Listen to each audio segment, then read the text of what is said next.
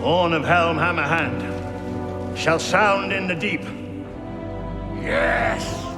Amazon Prime's Rings of Power is Jeff Bezos' last chance to carve his name into entertainment history after the disastrous Wheel of Time, and not to be seen as a mere cheap knockoff of Elon Musk. Prime's last teaser is being crushed under the weight of its own lies and ratio to the void. Yet Amazon still had the audacity to try to purchase credibility by hiring Simon Tolkien to put his seal of approval on the series while betraying his grandfather's legacy all at the same time. This fight has just begun. So hold the line and sound the horns.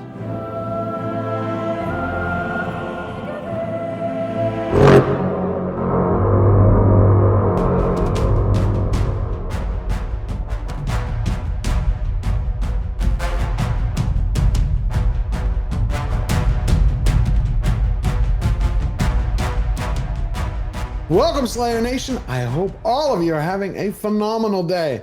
And boy, what a day it is. Prime's last teaser is being roundly rejected around the world. Even the millions that Amazon is pouring into their social media marketing campaign can't help. And I don't know if you know this, but every time you see one of Prime's Rings teasers for about 11 to 30 seconds, that actually counts as a view for Amazon. Did Bezos or Prime learn anything? Absolutely not. Amazon just jangled 30 shiny pieces of silver at a well-known fortune hunter and someone seeking fame, a Judas. They brought on board Simon Tolkien to give the series a wet Tolkien kiss. I grew up very much in the shadow of J.R.R Tolkien, and I felt that I wanted to be something in my own right. And so I've tried to be that. Has it helped? Absolutely not. I think it's done more damage than good. But we're going to start seeing a lot of these like circus side attractions. Get ready for it. You got to prepare, because in the coming months, we're going to have to deal with a lot of negative material and Prime's butchering of the beloved legendarium. You're going to have two choices. You can either sit silently and be miserable, or you can have some fun and dismantle this frame by frame with facts and then mock it with your mind. And if you decide to do that, remember, no one ever said slaying giants couldn't be fun.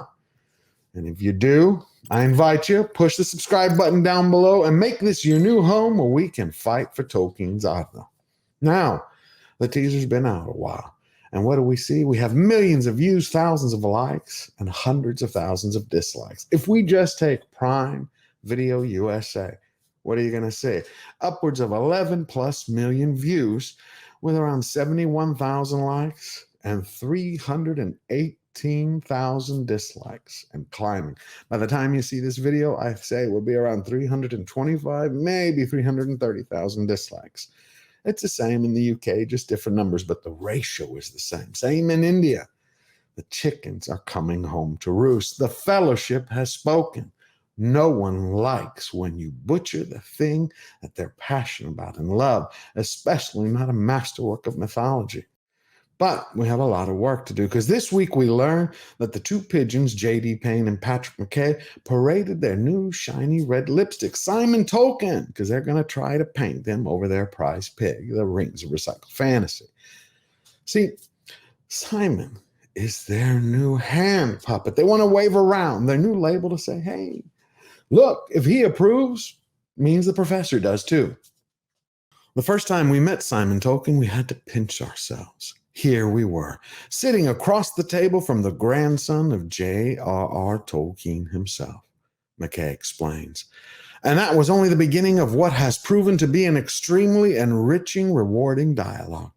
His insights, attention to detail, and passion for both the characters and the overall architecture of the Rings of Power are woven throughout the pages of our story. Working with Simon has been the experience of a lifetime. I wonder what they learned from him. Let's get a little back history of Simon. See, Simon has been a lawyer in London for most of his life. And then in around 40, he decided to start writing crime novels. He moved to the U.S. I think he married a Hollywood wife. He has such books as like The King of Diamonds, No Man's Land, which was published by HarperCollins.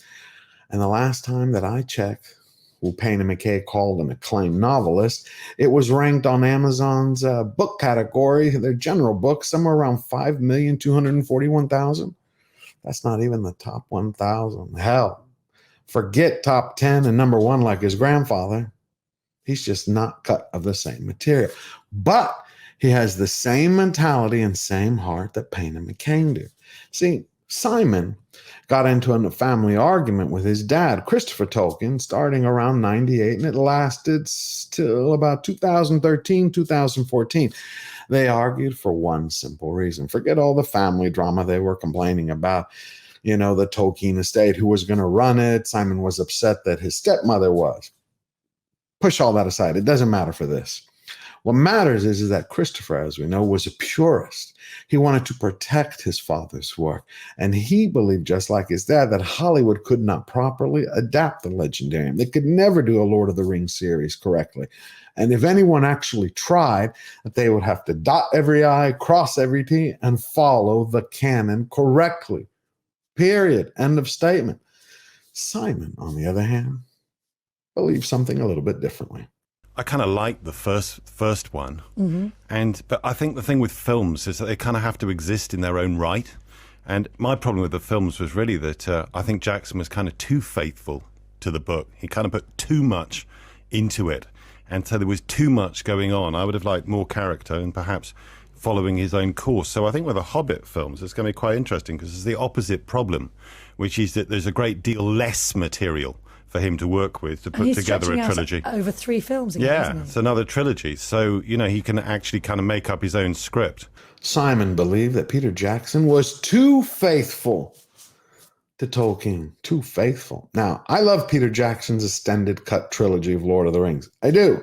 But on a side note, too faithful? Absolutely not. Jackson butchered a lot of the characters, made a ton of mistakes. He didn't include stories that I think were absolutely necessary. And he included material which was unneeded.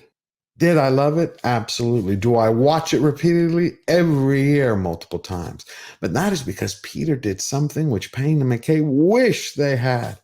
He knew the writings. He loved it. And he poured all that love, all that passion onto the screen. And he was able to bottle lightning. He was able to distill and crystallize Tolkien's essence in the books, that magic. And on top of that, he made the world feel lived in and real. You just can't get better than that, even when he makes mistakes. Prime could wish to accomplish a tenth as much, and they'd have an epic that would last for centuries. But Simon, see, he has 2 chips on his shoulder, one on each side the size of the Titanic. He's been going around publicly saying for the last 2 decades how he's lived in the shadow of his grandfather. In hindsight, I think all of my anger was being driven by this feeling that I was trapped. All I was ever going to be was the grandson of a very famous writer. That was the sum total of my achievements.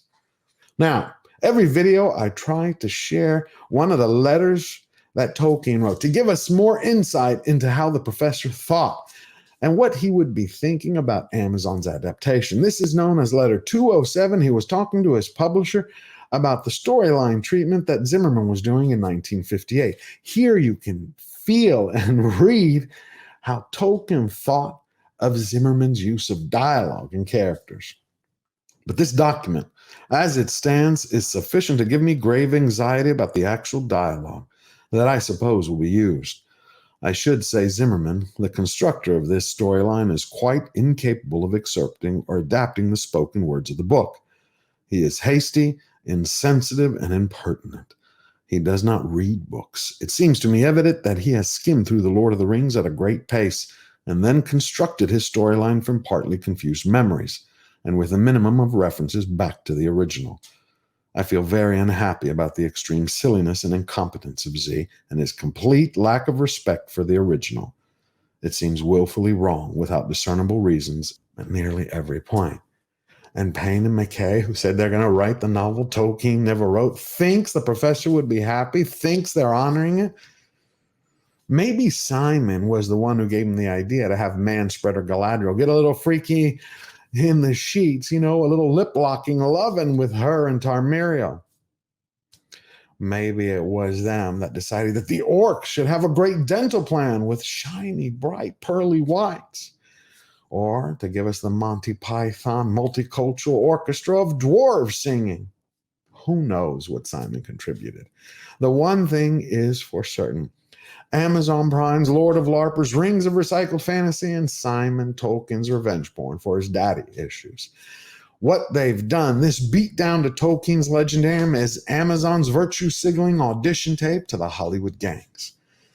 Things are heating up, my friends. This fight is just getting started, but we will decide when it is done. So get out there, share your love and your voice, and lead by example so others can declare, we never bow down, we never bend the knee. Firmly, defiant, step up, stand tall, and get busy living your best life now, always forward.